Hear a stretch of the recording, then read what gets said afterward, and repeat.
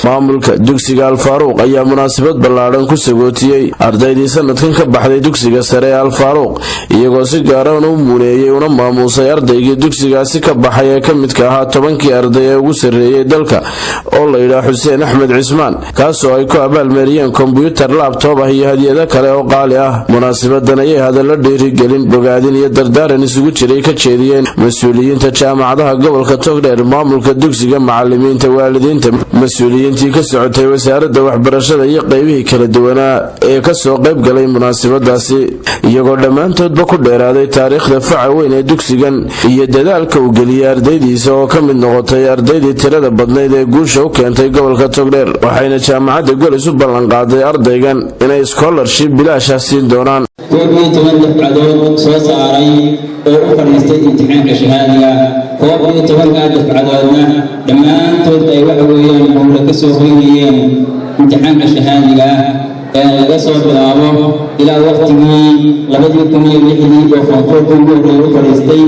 iyo ilaa sanadkan aynu hadda ku jirro oo 10kii dalka ugu sareeyay markaa dugsiga kaalin ku lahaa ay kobac markaa jiro aqooneed oo ay ka mid tahay in sanadkan ugu dambeeyay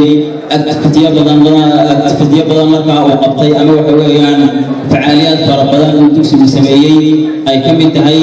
in green dabeeci ah ardaydan hadda foonfoorka ay maanta xafladooda ay ugu fadhina ay soo bandhigeen sideetan aad ku baxay afar iyo toban ku baxay siina ma jirin dhiina hadalkeeda badda waxay u sheegeen inay ku soo kordhiyeen dugsi hoose dhexe isagana si weyn ayaan u soo dhaweynaynaa. waxaan kale oo ardayda ku boorinayaa inay marka ay iskuulka ka baxaan ay waxbarashada aan halkaa kaga hadhin oo taariikhi oo aanay guriga iska cidlaa ku ay waxbarashada halkaa ka sii wadaan. waa wada shaqo ee shaqaynaa doonay waxaa doonaysaa afka taagayaalo meel sare oo xafiis iyo waa garanaysa dee xafiisina wada qaadi maayee fuloga ku shaqeeya intaa shaqo ka helaysaa xataa oo iska qabso waddanka laga shaqeeyay oo waxa weeyaan lacag yar oo jaban lagu shaqeeyo intaad helaysa intii ku qalmaysa insha Allah taala. aad iyo aad hambalyo iyo bogaadin ugu soo jeedinaya oo sida aad u faraxsan tihiin dhammaantiin maamul iyo macallimiin iyo arday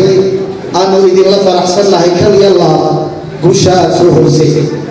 ee waxa weeye gobolada aad ka soo hoysay waa midaan waxa weeye inta kaga hambalyeynayno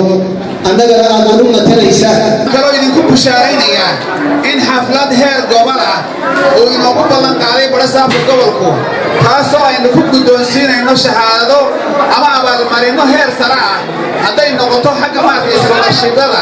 iyo hadday noqoto xagga maaragtay maaliyadaba aynu ku guddoonsiin doona insha Allahu tacaala marka uu barasaabku inoo yimaado. gabagabadii waxaa munaasabada hadiyado kala duwan shahaado sharafiyo iyo bilado lagu taxay maamulka iyo macallimiinta dugsigan kuwaasoo ka turjumaya jacaylka ay ardayda sanadkan ka baxday dugsigaasi u qabeen maamulkooda iyo macallimiintooda oo ay ku maamuusayeen dadaalka ay geliyeen. Mustafa Cismaan Magaalo, Telefishinka Qaranka Soomaaliland, magaalada Burco.